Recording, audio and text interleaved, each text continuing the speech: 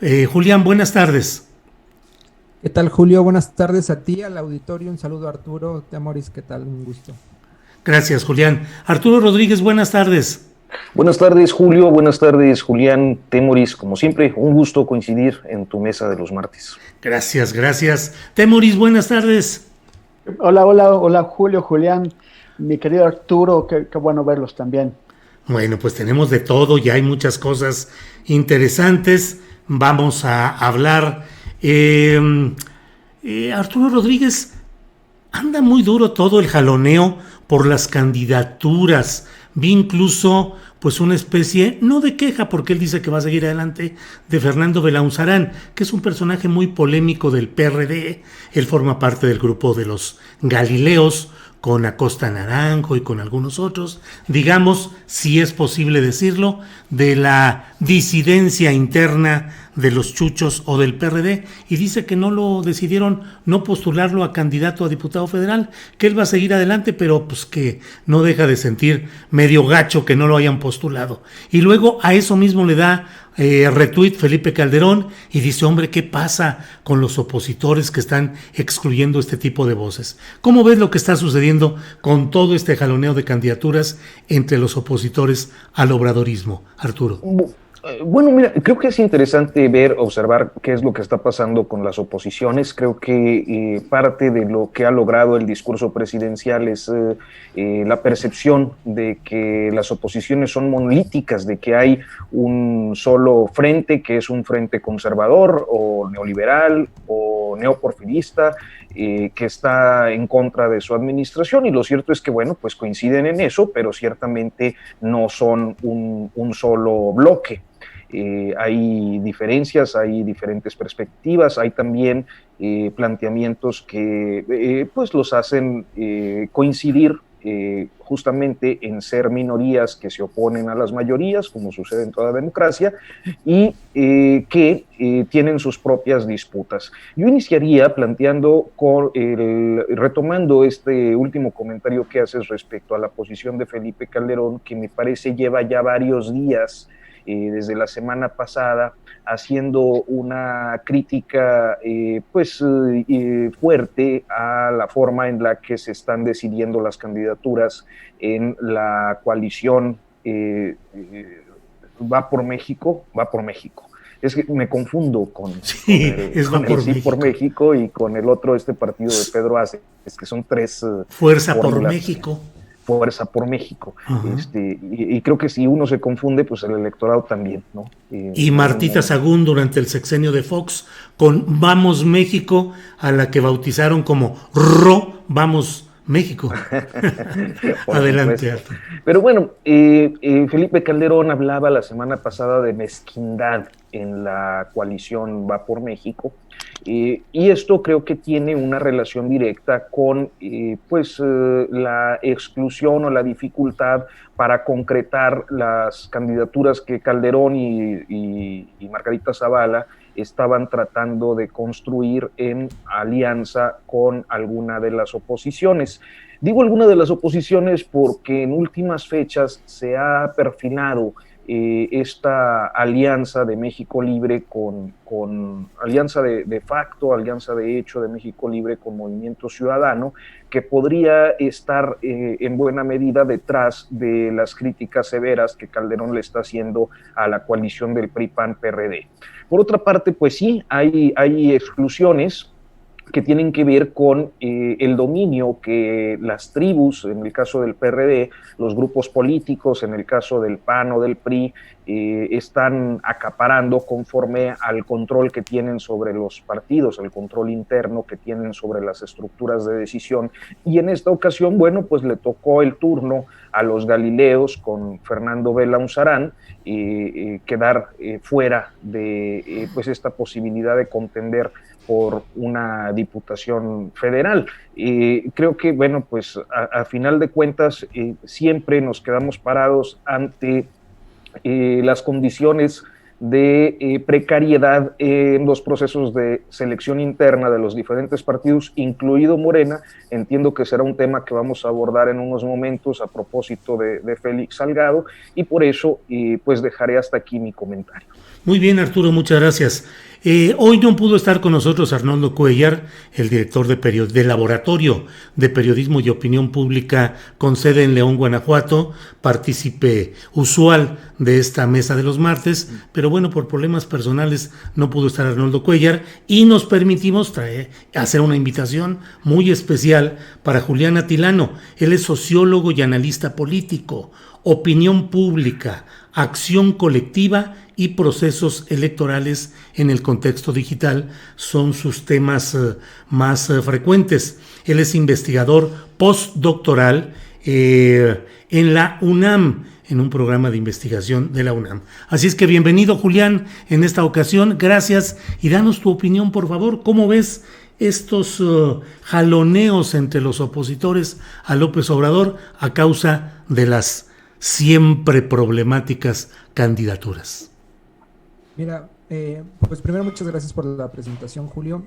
Me parece que esta problemática en especial, lo que ayer vimos en este hilo amplio de Belanzarán respecto a los conflictos que tiene, fue muy transparente al decir hay tensiones dentro del mismo PRD y simplemente pues está de alguna forma exhibiendo, por un lado, como señala Arturo, que hay vida orgánica dentro de la oposición, que no es un ente monolítico.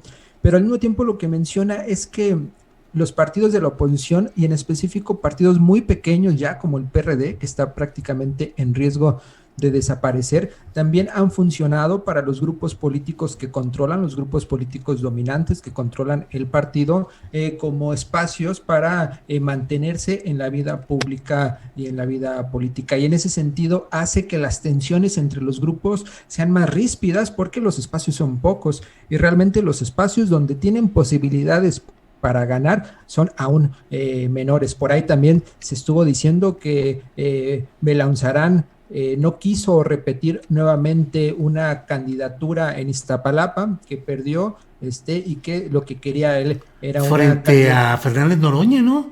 3-1 frente a Fernández Noroña, y dicen que lo que buscaba también era una posición tal vez más cómoda, pero más allá de la posición que tal vez él buscaba, a mí sí me parece que Belanzarán es un personaje, como bien dices, polémico, y es un personaje que aporta dentro de la vida pública y aporta al PRD, ¿no? Sabemos que tiene una amplia trayectoria, entonces llamó mucho la atención que uno de sus principales referentes, al menos en la arena pública, pues lo bajaran de la cancha. No sabemos si el día de mañana, por ejemplo, Movimiento Ciudadano le va a abrir las puertas o no sabemos qué va a pasar. Y también llama la atención la respuesta de Felipe Calderón, porque también, hay que decirlo, Julio, desde hace tiempo hemos visto a Belanzarán muy cercano a los posicionamientos de Felipe Calderón, del grupo de Felipe Calderón. Y en estas disputas entre partido, otro que está ahí también presente, Julio, es lo que vimos con Gustavo Madero también, que la semana pasada salió a decir que rompía cualquier acuerdo con Marco Cortés respecto a este acuerdo explícito que incluso firmaron, en el que señalaban que el candidato que no saliera favorecido en las encuestas pues tendría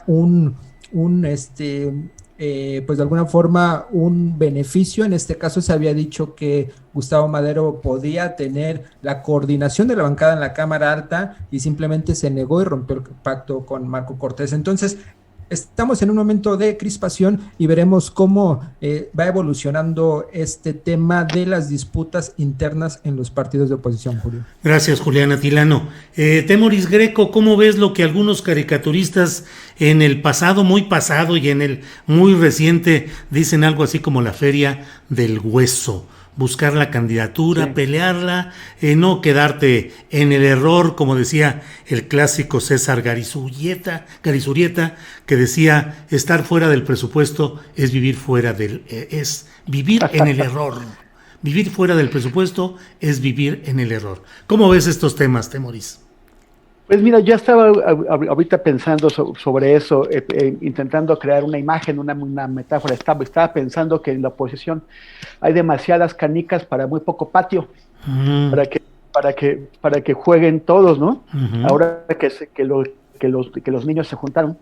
Pero también puede ser eso, o sea, hablando de lo del hueso, ¿no? Hay como mucha grasa para muy poquito hueso. Y entonces, ¿cómo se acomodan? O sea, ya, a ver, ahí tienes en esta alianza de oposición inventada por Gustavo de Hoyos y por Claudio X, tienes a dos partidos que son los socios grandes, aunque han sido muy empequeñecidos, y luego tienes a los enanitos, ¿no? O sea, bueno, el enanito que es el PRD y el otro enanitito que sería México Libre. Pero dentro del enano que es el PRD, tienes unos que son más enanos. Tanto Acosta Naranjo como Belanzarán eran parte de los chuchos, de la corriente política que fagocitó el PRD y que lo llevó a su casi extensión. Pero en algún momento tuvieron disidencias, ya les quedaba muy chica la corriente para que subieran todos juntos también, o sea, y ahí los Galileos salieron. Y ante la falta de oportunidades que tiene el PRD, siendo el partido más chico, el partido menos fuerte, el partido menos interesante, lo único que aporta es el sol azteca y el color amarillo, que son su tradición, pues los chuchos se quedarán con lo que haya, ¿no? Con los huesitos que puedan conseguir, se van a quedar ellos. Sí, bien. Y nosotros se van a tener que conformar. Entonces, yo creo que está ahí, o sea, ellos están viendo esta situación. También Felipe Calderón, pues, aspiraba a regresar y negociar mejor con el PAN, no lo está consiguiendo, y ya está ahora haciendo sus coqueteos por otro lado, ¿no? Pero también hay como ese ego desbordado que tiene Calderón, que siempre cree que merece mucho más de lo que realmente puede conseguir, ¿no? De lo que los demás consideran. Entonces, pues él también intentará hacer su negociación por aquí o por allá, pero no se ve mucho espacio para que obtenga todo lo que quiere. Gracias, Temoris. Felipe Eleuterio Quirós nos dice a través del chat, envía saludos, dice, es un placer escuchar el programa. Arturo, ¿por qué tan serio? Felicidades por tu reportaje en Proceso. Eso lo doy solamente como un preámbulo, Arturo, para preguntarte, ¿cómo ves tanto a Argüende en Morena? ¿Cómo ves a Mario Delgado? ¿Cómo ves lo de Félix Salgado? Ya con eso tenemos para alegrarnos, Arturo. Muchas gracias por el comentario del texto en Proceso de esta semana. Y bueno, pues mira, creo que lo de Félix Salgado me parece que el caso más extremo de la adopción de perfiles con pues muchos negativos y que dejan pues a Morena y al proyecto que se ha autonombrado la Cuarta Transformación en entredicho en diferentes zonas del país. Lo hemos platicado desde diciembre, cuando empezaron a darse las candidaturas en los 15 estados donde se renovará gobernador o gobernadora. Y creo que el caso de Guerrero, aún con todas las inconformidades que puede haber en otros casos, pues refleja precisamente esa pues diría yo, necesidad o obstinación en lanzar perfiles que garanticen una amplia victoria de una manera muy pragmática, sin considerar lo que detrás de estos perfiles hay. En el caso de Salgado Macedonio, bueno, pues las acusaciones han sido tremendas. En las últimas semanas se han radicalizado, inclusive grupos feministas internos en Morena, pues han hecho las protestas que todos conocemos en la sede nacional de ese partido. Y sin embargo, bueno, pues hay una definición porque él sea el candidato.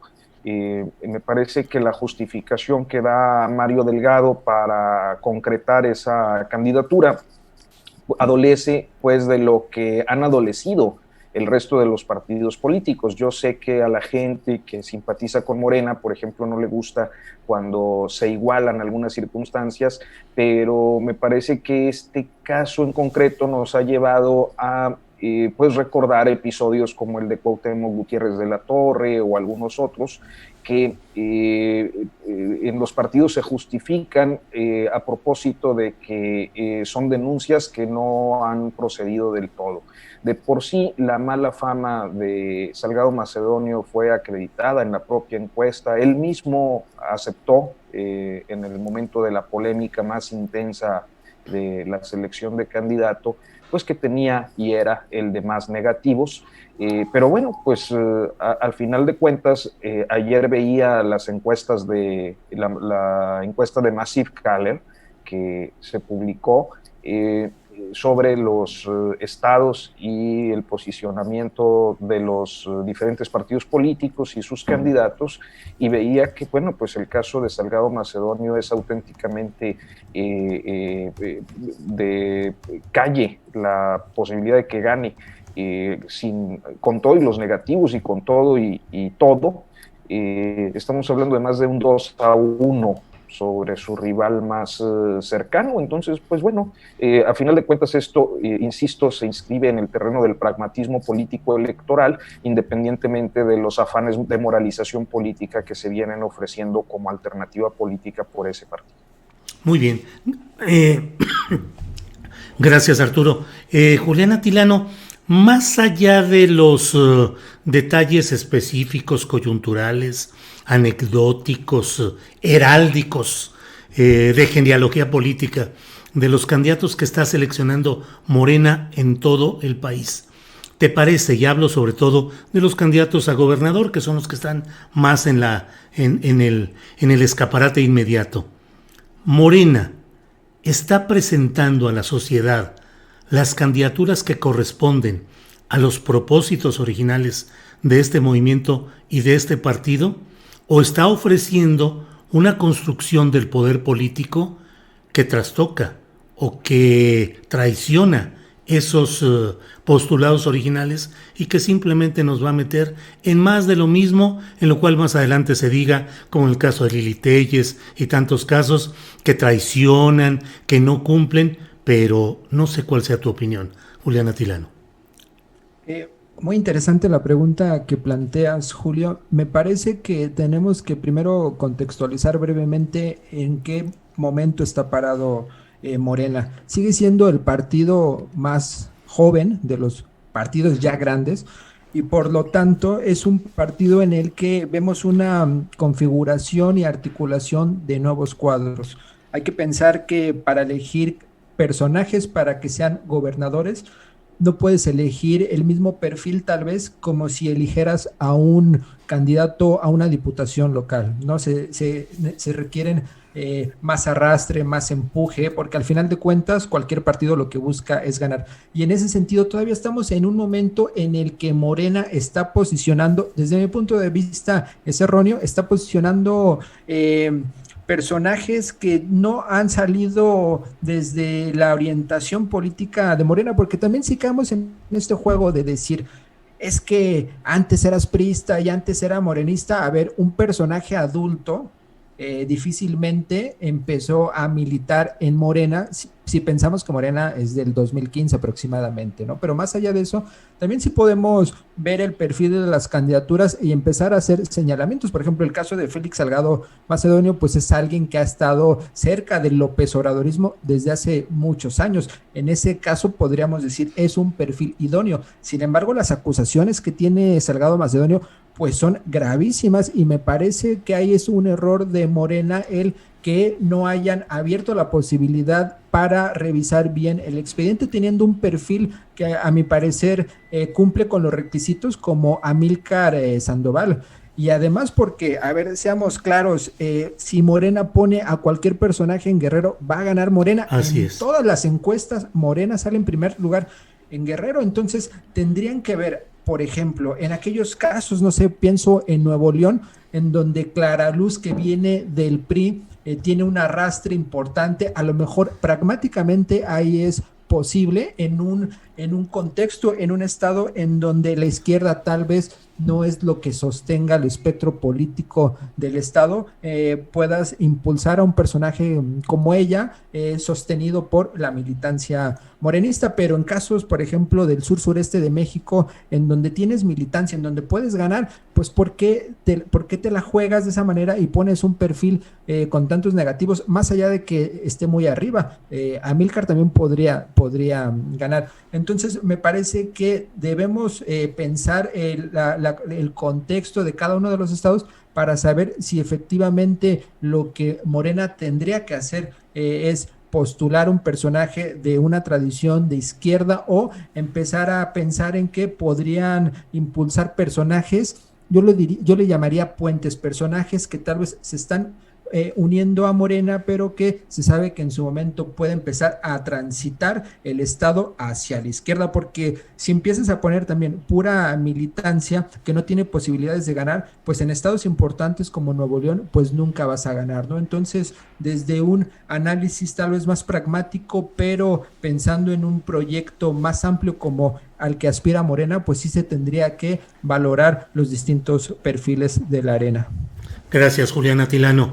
Temoris Greco, ¿qué privilegiar en estos momentos por parte de Morena? Idealismo, pragmatismo, oportunismo, problemas propios del crecimiento del tan joven partido. ¿Qué opinas, Temoris?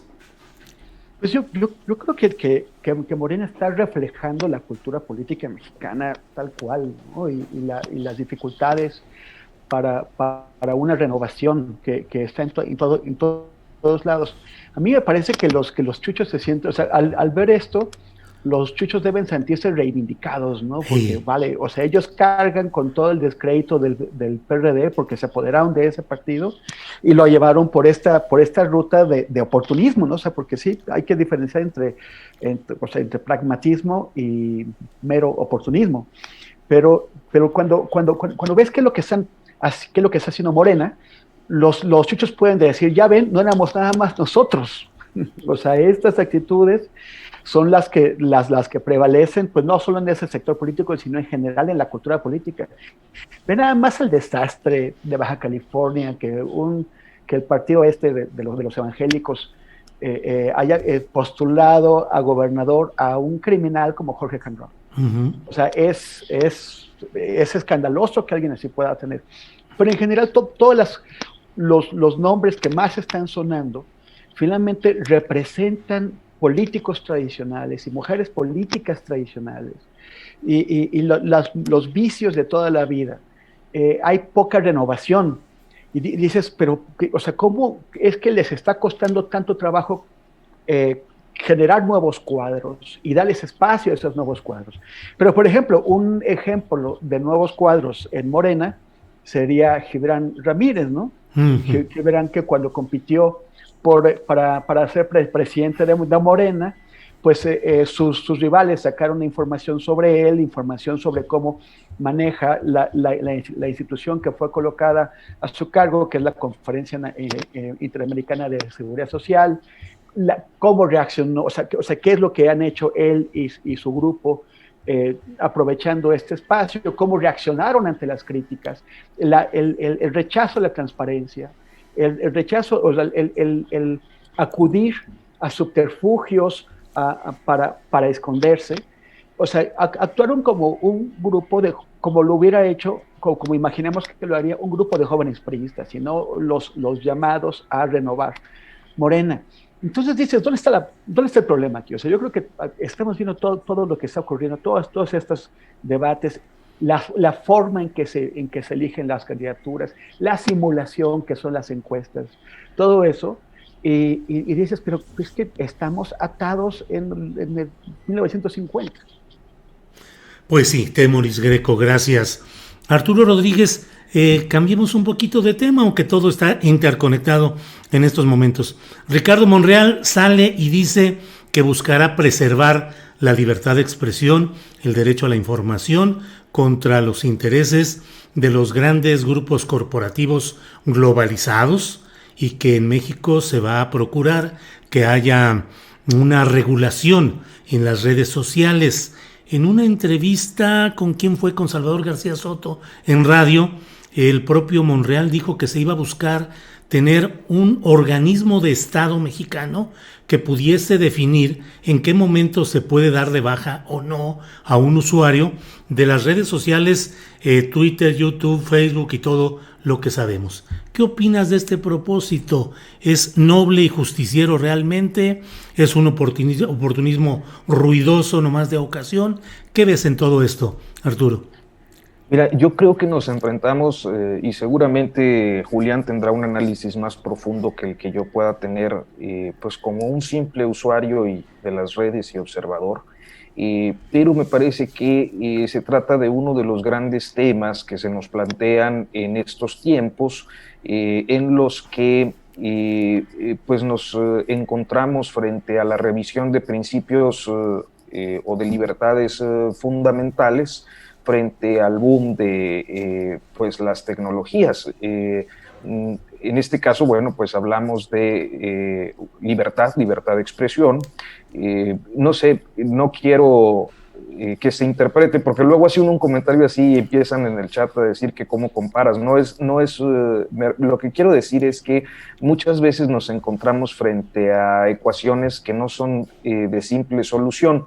Yo estaba pensando ahorita que planteabas la pregunta, lo que ha ocurrido con algunos otros fenómenos, por ejemplo, casos como la regulación de los taxis que deben pagar un montón los concesionarios frente a las aplicaciones, episodios que tienen que ver con la propaganda política, por ejemplo, electoral, que en ocasiones, que durante mucho tiempo pues no se reportaba y bueno, finalmente pasa a un proceso de vigilancia y de regulación por las autoridades electorales.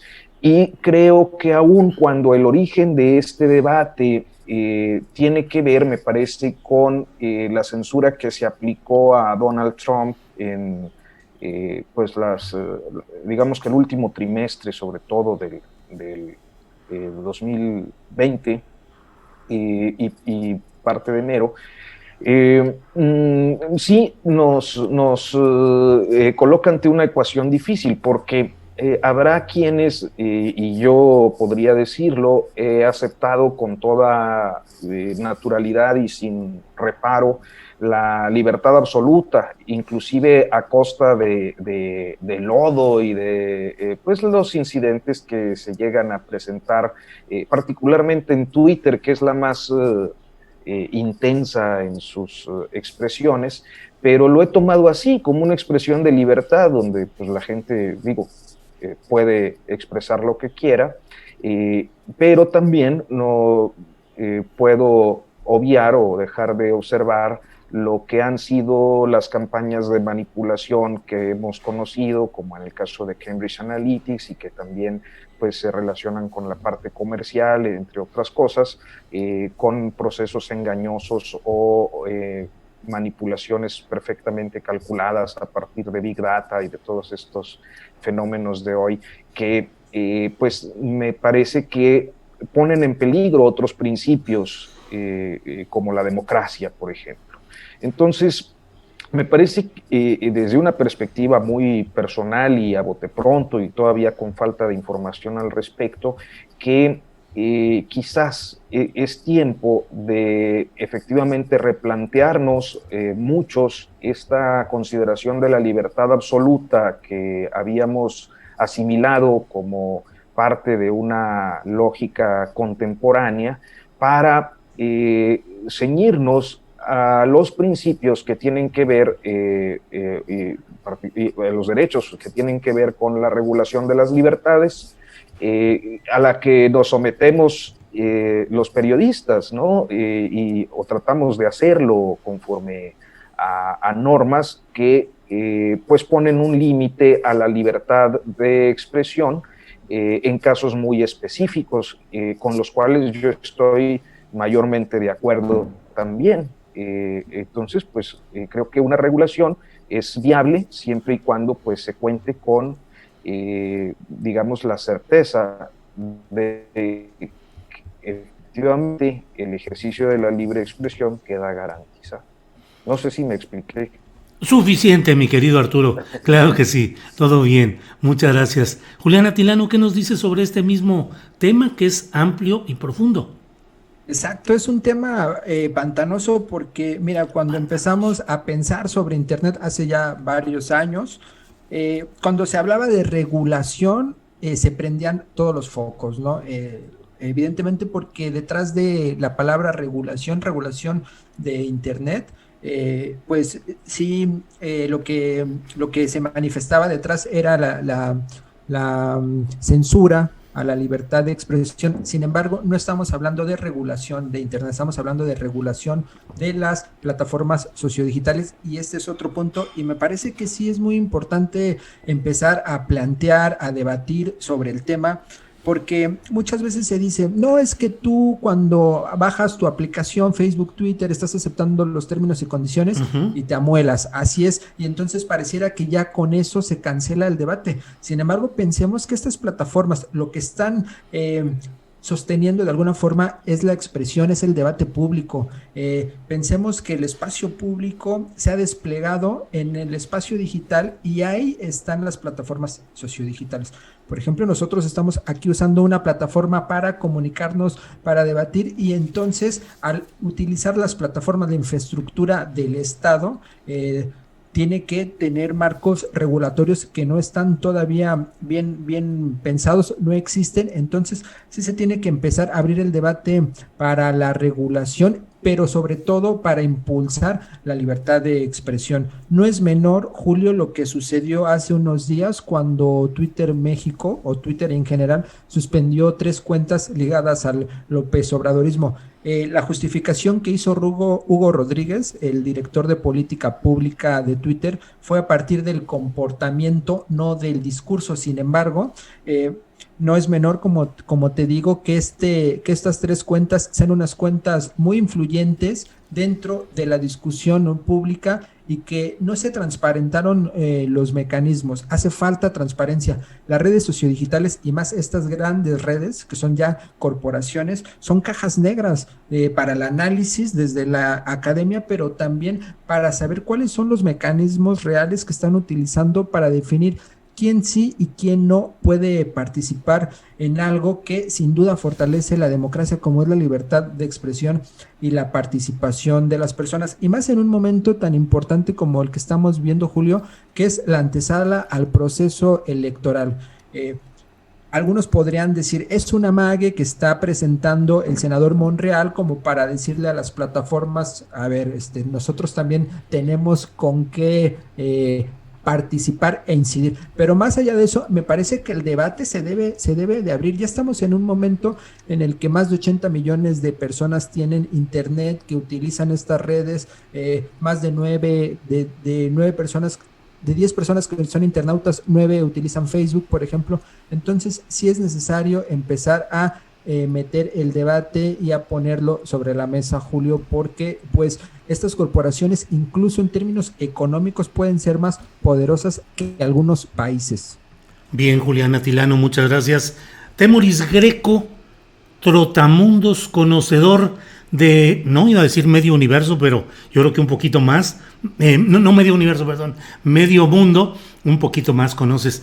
¿Se puede suspender realmente, imponer restricciones o condicionamientos al gran fenómeno mundial de las redes sociodigitales? ¿O estamos generando una discusión que no tiene mucho sustento en la realidad globalizada? Sí, bueno, como están señalando mis compañeros, estas redes pueden funcionar de 2 formas, ¿no? Censurando el discurso o potenciando el discurso. Justamente en estos días se cumplen 10 años de la revolución en Egipto, de Tatif, que me tocó cubrir. Y luego, un poquito antes, cubrí también la insurrección de la Ola Verde en Irán. En los 2 eventos, o sea, aunque a mí me parece que son eventos de origen popular, o sea, contra dictaduras temibles que la gente decidió enfrentar, sí hubo un interés por parte de actores foráneos para intervenir en ellas. Siempre lo hay.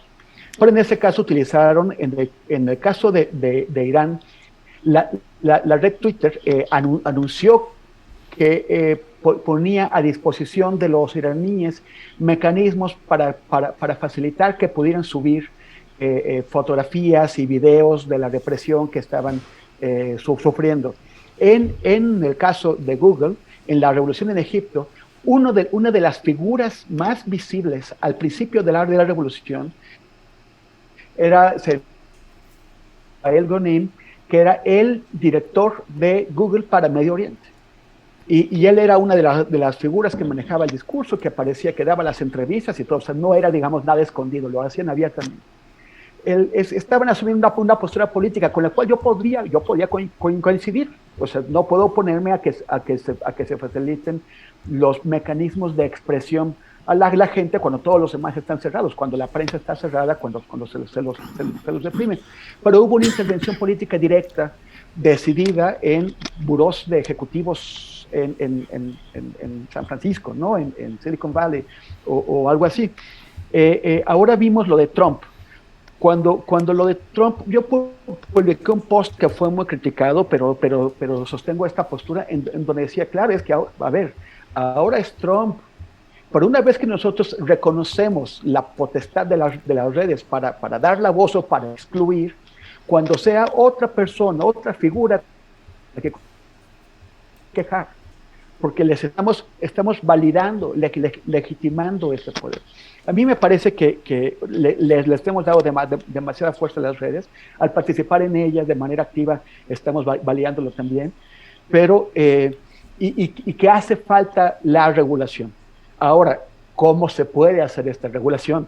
Eso es la discusión. En este momento también en Australia, Google tiene un pulso con el gobierno australiano, porque como nosotros en medios sabemos muy bien, Google y las redes se han beneficiado de la forma en que trabajan los medios, dejando que los medios paguen y se esfuercen por hacer periodismo, por cubrir las noticias, por traer, para que sea Google y Facebook y Twitter los que se lleven la tajada más grande de la publicidad.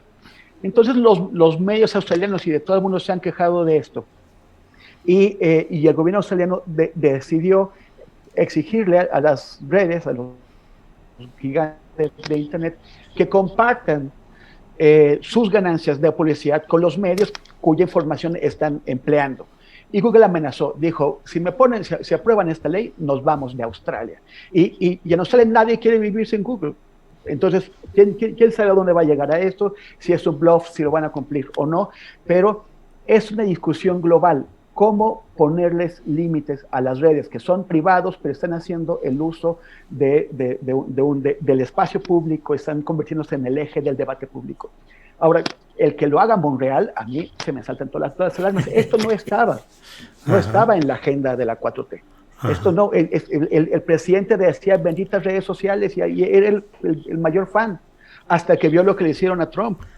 Entonces, singularizó en esta persona. A mí me parece que fue un error sacar a Hugo Rodríguez y señalarlo, pero también me parece que Hugo Rodríguez probó el argumento del presidente. Muy bien. Sí. Que hay, o sea, que se puede actuar de manera facciosa. Sí. Muy bien. Sí. ¿Es todo, Temoris? Sí. Bueno, nada más para, o sea, la censura contra estas 3 cuentas de López Obradoristas se da justamente después de que el presidente habla sobre esta figura importante en Twitter. Uh-huh. Y si no es de manera facciosa, entonces es un berrinche personal de un señor con influencia que se enojó porque lo señalaron. Uh-huh. Entonces es muy peligroso, esto no puede seguir así. Pero esto no estaba en la agenda, de pronto Monreal lo saca de la misma forma en que la ley del Banco de México tampoco estaba en la agenda y lo saca. O sea, es también un uso muy raro, poco transparente, no se justifica. O sea, a mí me preocupa cómo lo están haciendo. Gracias, Temoris. ¿Quieres hacer alguna observación, Julián Atilano, antes de ir con Arturo? Julio, claro, quisiera reaccionar un poco sobre lo que comenta Temoris. A mí me parece que si bien no estaba en la agenda, también hay que decir que tampoco estaba en la agenda que Twitter participara ya como un ente político, porque mientras no sea transparente y mientras no señale cuáles son sus procedimientos, sus mecanismos para suspender cuentas, y mientras haya suspicacia, pues entonces estamos viendo que Twitter está teniendo una participación, al menos en México, que antes no tenía, porque si bien son empresas, son entes privados, también hay que situarlos como entes que no son neutrales, no son simplemente infraestructura tecnológica, son empresas que tienen participación e incidencia en el debate público.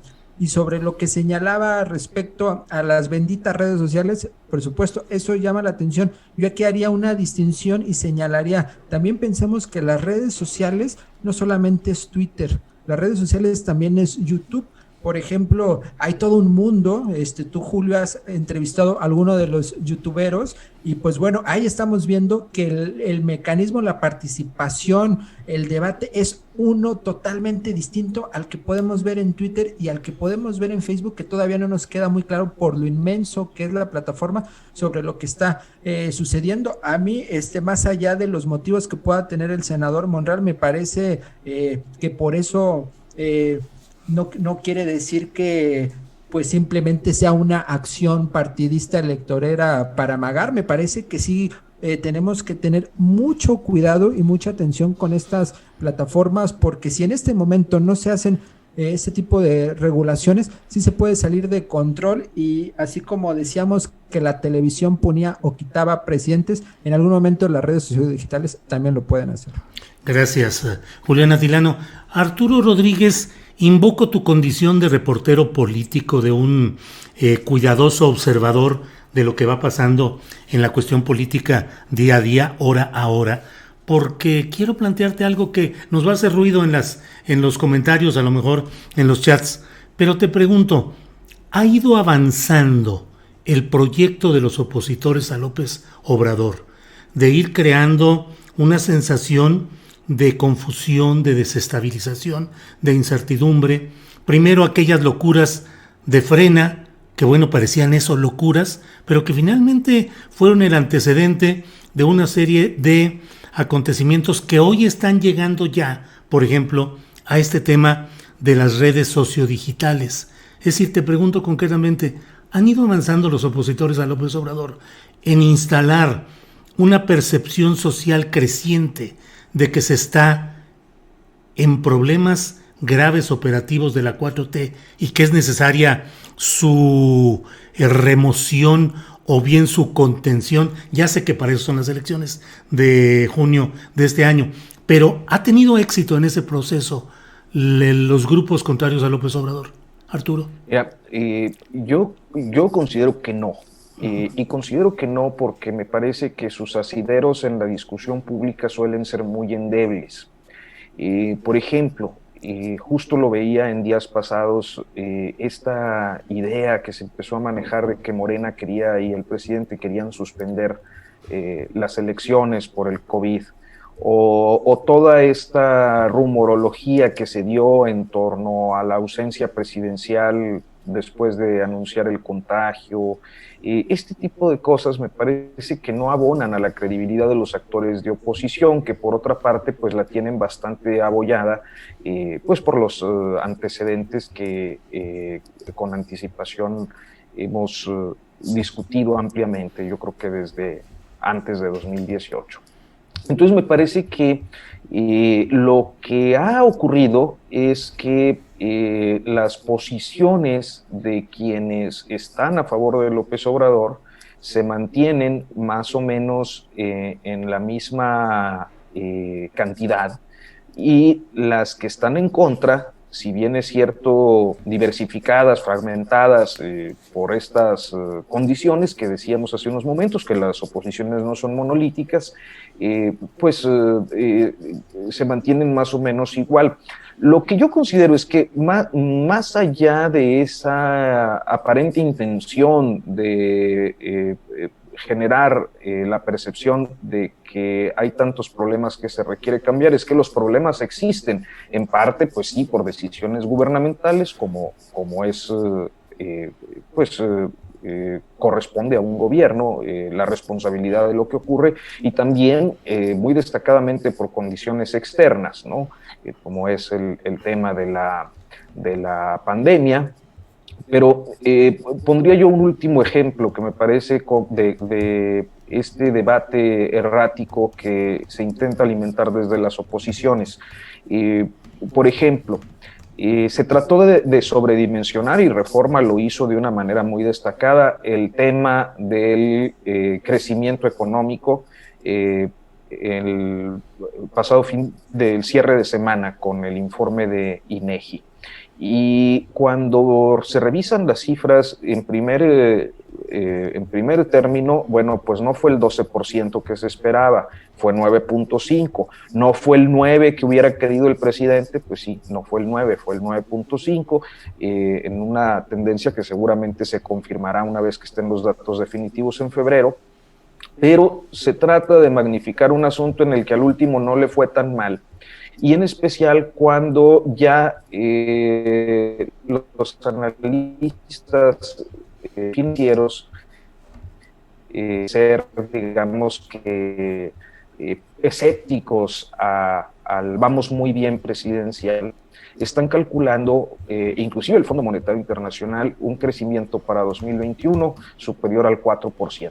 Entonces, el problema es que cuando están los datos concretos, pero la discusión pública del lado opositor trata de magnificar o de tergiversar esos datos, me parece que abona más a su descrédito.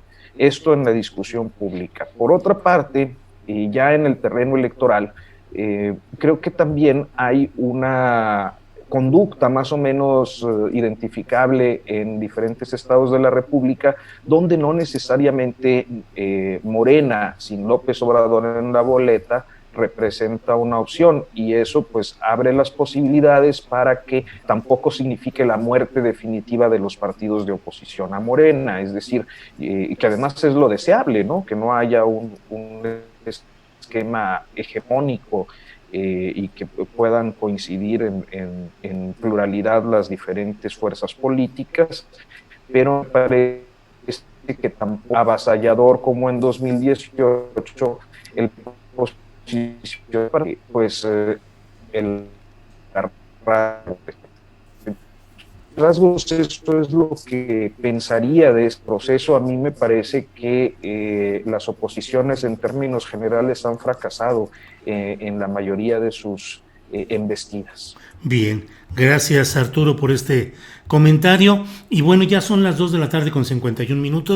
Déjenme hacer un pequeño comercial, invitar a la gente a darnos el famoso like que dicen que sirve para que los tales algoritmos de los malvados transnacionales del control de las redes digitales detecten mejor nuestros programas y los difundan más. Así es que un like, un me gusta nos complace y nos alegra. Además, claro, quien desee apoyar económicamente este proyecto, que como usted sabe se sustenta en la monetización de estos programas, que les digo a los tres compañeros, cada vez es más difícil mantener esa monetización, porque una palabra excesiva, decir masacre, decir ejecución, decir negativo, puede implicar que le tumben a uno la monetización sin mayor discusión. Todo el programa se acabó.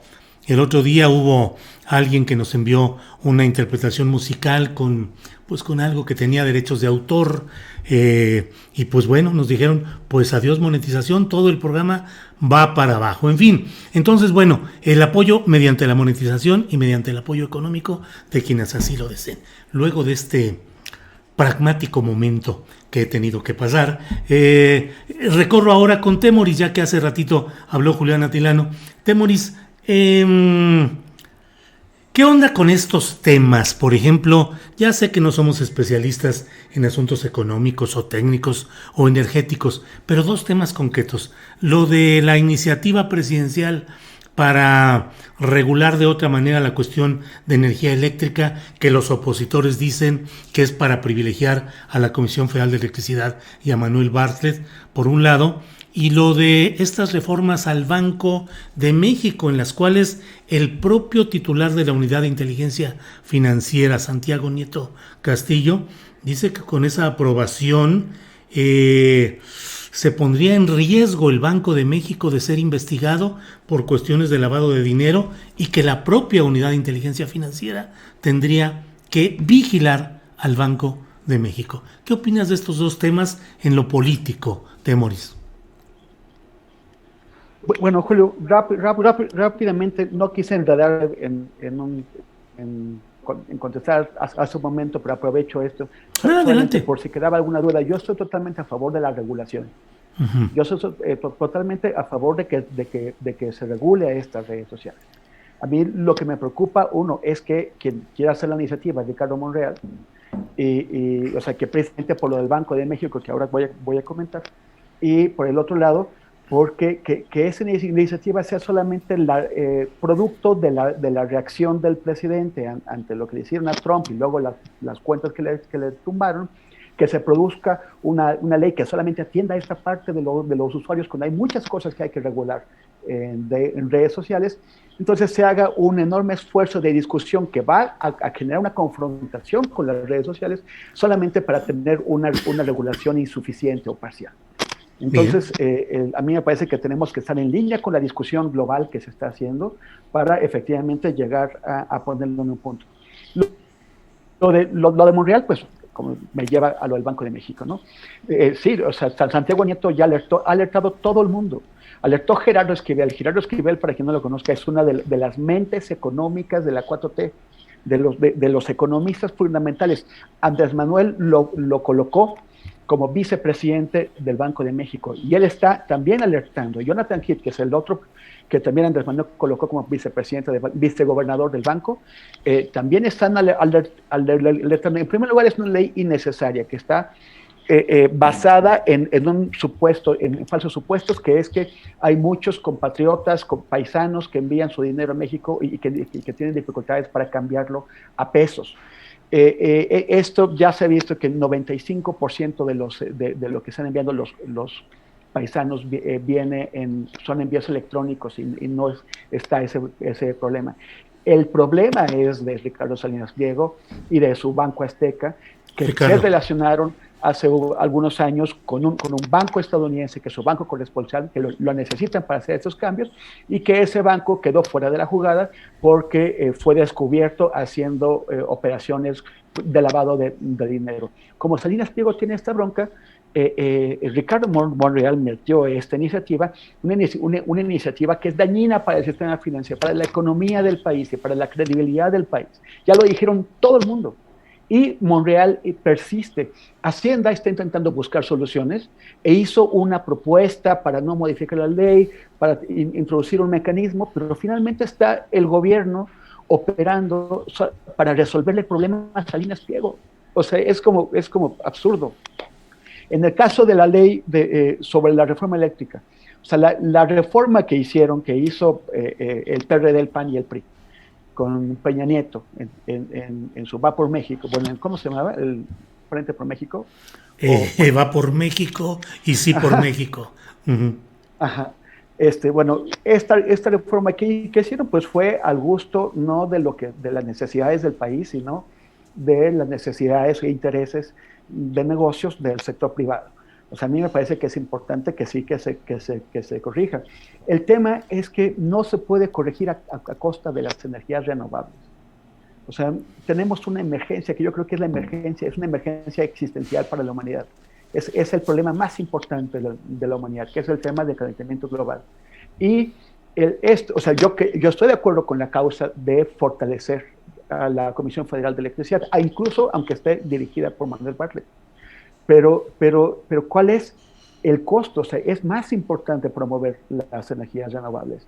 Y no estoy viendo ninguna clase de énfasis en eso. O sea, no nos están diciendo, vamos a fortalecer a la CFE para que pueda apostar a las energías renovables. Es fortalecer a la CFE para que siga con este desarrollo de energía generación de energía a partir de combustibles fósiles, es decir, que sigamos siendo un gran país contaminante.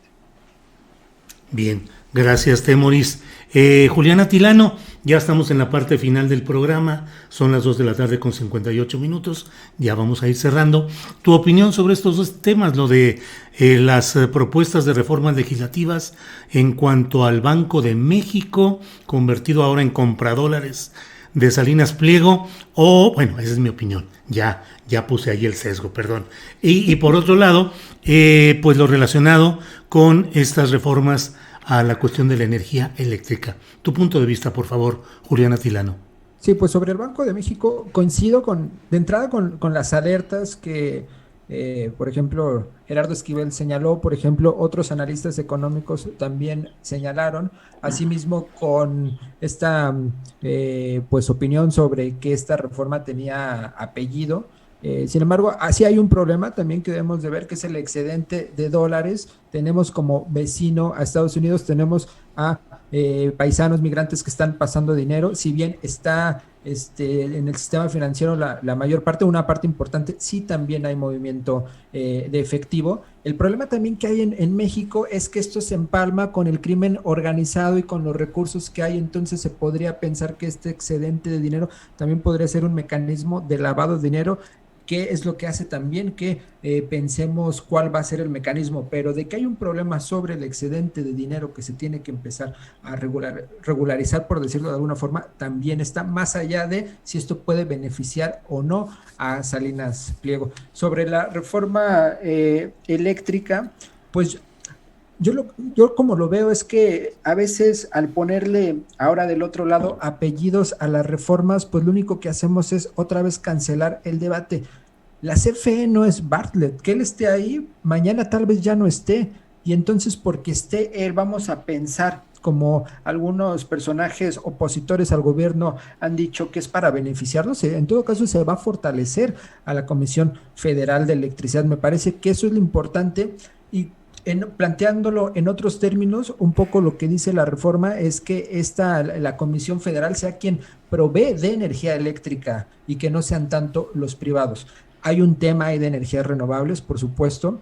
Ahora la pregunta es, ¿nos tendríamos que esperar hasta que la CFE tenga esta capacidad de generar energías renovables para que entonces tenga, podríamos decir, el monopolio, o podemos ir pensando en un avance en el que tiene el monopolio o el dominio de la generación de energía y ya en su momento poder transitar a lo de la energía renovable, pero sin quitar el acento ahí en ese punto, porque sin duda pues estamos todavía en un momento en el que pues las emisiones de carbono y de contaminación pues están al borde, y tampoco podemos obviar ese tema, Julio. Gracias, Julián Atilano. Arturo Rodríguez, te toca cerrar esta mesa, son las 3 de la tarde con 1 minuto, estamos muy en tiempo y además pues tú sabes que aquí nos podemos extender lo que sea, pero tu punto de vista en esta parte final, Arturo, por favor. Pues mira, creo que muy rápidamente comentar que el cierre del periodo de sesión, es decir, el cierre de esta legislatura, este año 2021 de la Cámara de Diputados, precipitará algunos temas como estos que estamos abordando por pues una lógica muy clara, que es la garantía de que el proyecto que el presidente López Obrador se ha planteado pueda ser aprobado en caso de que no logre las condiciones para hacerlo en la segunda mitad de su sexenio. Entonces esto nos precipita en algunos temas.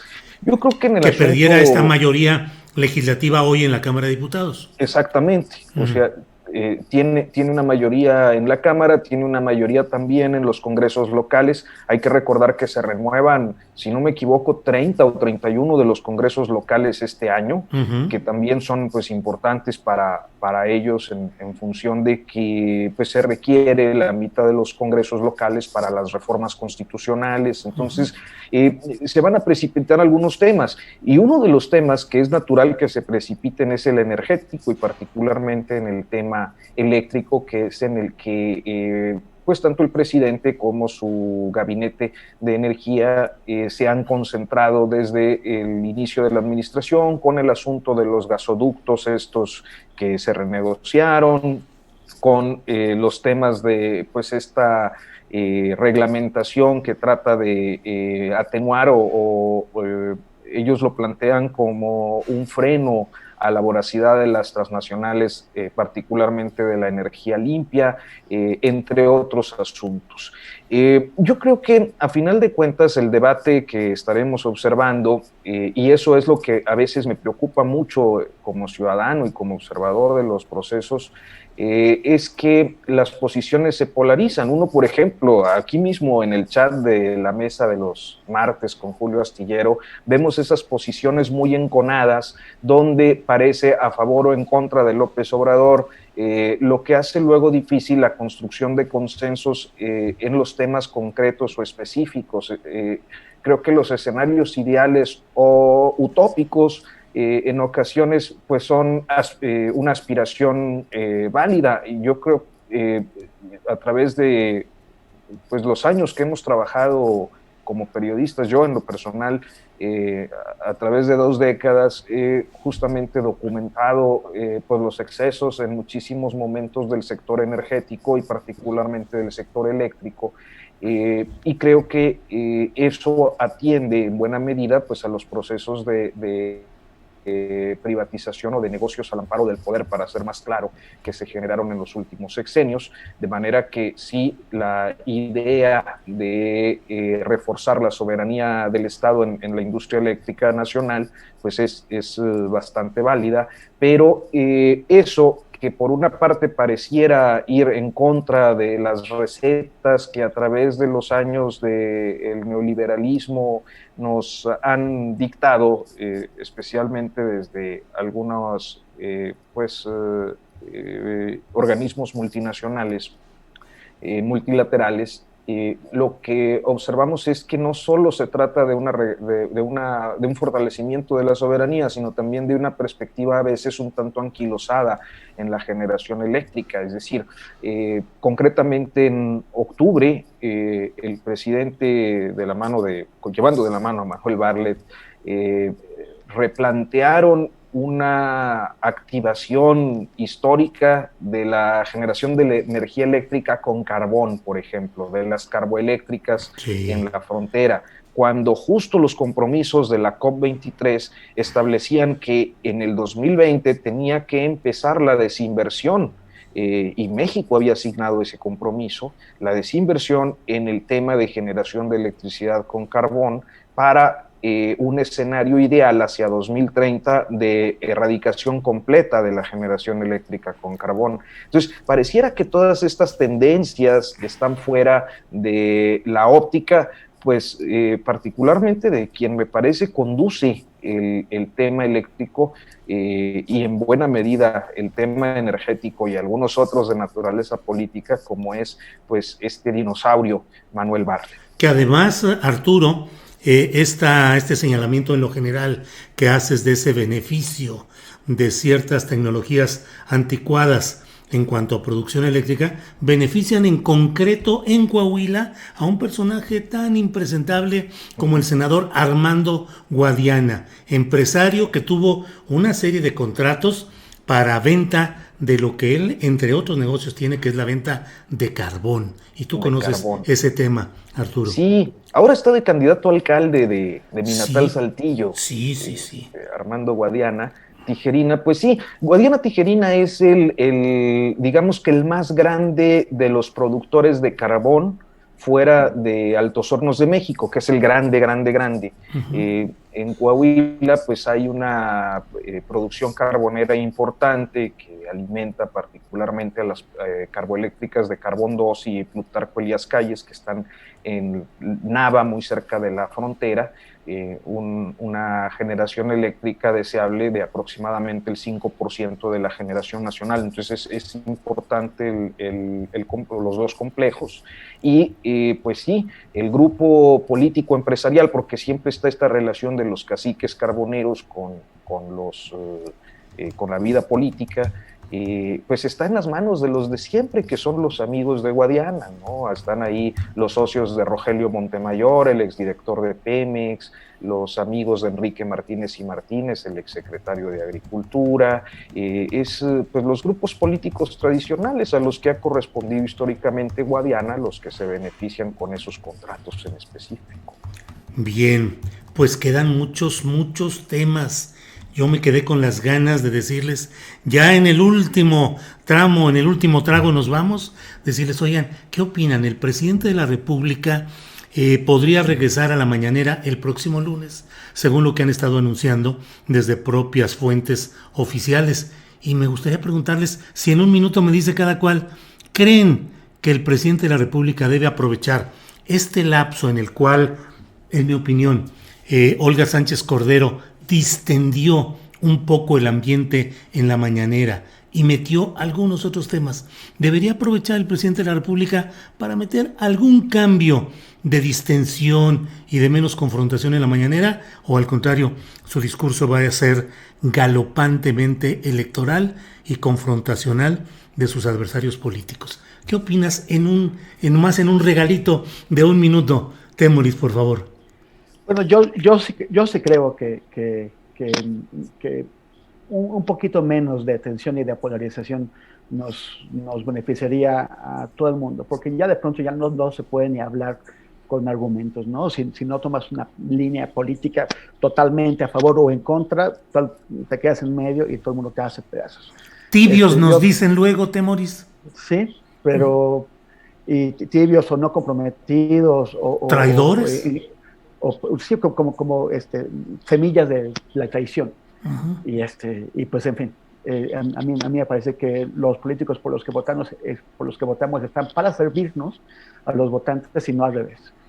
Entonces, pues sí, ojalá fuera así. No lo creo, pero bueno, podemos, y ya pasaron los Reyes. Hoy es día de la Candelaria, igual sí. Las muletas nos hacen el favor. Muy bien, Temoris, muchas gracias. Sobre este mismo tema, Julián Atilano, ¿qué opinas de esa posibilidad de que cambie, de que se module un poco la narrativa o la retórica confrontacional en las mañaneras? Pues mira, primero, sobre la primera pregunta, a mí me gustaría que no regresara el lunes, pero por su salud, me parece que sería apresurar, más allá de si sea sintomático o no, apresurar la cuestión de salud. A mí me gustaría que se tardara un poco más. Respecto a lo de la polarización, mira, me parece que es el hecho de que haya entrado la secretaria de Gobernación, lo que fomenta es pensar nuevas formas de la mañanera, pensar que es posible que también de vez en cuando vaya un secretario de Estado, que se pueda reconfigurar. Y sobre la polarización ya específicamente, pues yo lo que veo es que el presidente va a seguir la línea, más allá de si algunos le dicen polarización o no, pues es la línea que ha marcado, es la línea que marcó incluso desde que era jefe de gobierno de la Ciudad de México. Entonces yo creo que va a mantener el mismo formato, porque además es un formato que le ha servido, para influir, para comunicar, para informar. Entonces no creo que haya grandes cambios cuando regrese. Muy bien. Bueno, pues Arturo, te toca ahora sí cerrar ya con este comentario a hurtadillas que he puesto aquí para el final de nuestra mesa. Sí, yo creo que, bueno, pues siempre lo deseable es que se reduzca el nivel de conflictividad política en cualquier ámbito, pero me parece que pues es un estilo muy personal de gobernar, lo vamos a seguir observando en la misma dirección en los próximos meses, independientemente de que pues sea el lunes o en unos días más. Hoy Sánchez Cordero fue la que dijo, ¿no? O ayer que podría regresar el lunes. Sí. Independientemente de su regreso, yo creo que pues es el estilo con el que López Obrador ha marcado su desempeño político histórico y particularmente el de la presidencia de manera muy clara, así que yo no creo que vaya a haber mayor cambio y vamos a regresar a lo mismo. Con Sánchez Cordero pues creo que ha sido muy prudente. Sus expresiones nos hacen recordar, digamos, que los esquemas de discusión política pues más convencional, ¿no? Sale lo del INEGI con lo de los contagios y ella no descalifica al INEGI, sale alguna cosa del INE, no descalifica. Entonces, a final de cuentas, pareciera esta lógica más refinada en la forma de hacer política, que bueno, pues es temporal, porque bueno, ella no tiene, digamos que pues la autorización para andar polemizando más allá de lo que deba, pero el presidente seguramente llegará pues con baterías recargadas a repartir parejo para donde nota va a haber. No nos vamos a quejar. Nota va a haber todos los días. Nota va a haber. Sí, es lo que ni que. Temoris, muchas gracias. Buenas tardes. Gracias Julio y colegas, un saludo a todo el mundo. Gracias, Temoris. Julián Atilano, muchas gracias por esta oportunidad de contar con tu pensamiento y tu palabra. Muchas gracias, Julio. Un abrazo. Saludos también a Arturo y Temoris. Gracias. Arturo, gracias. Buenas tardes. Gracias a ti, Julio. Como siempre, un gustazo. Temoris, Julián, un gusto. Y bueno, pues espero nos veamos el próximo martes por acá. Que así sea. Muchas gracias a los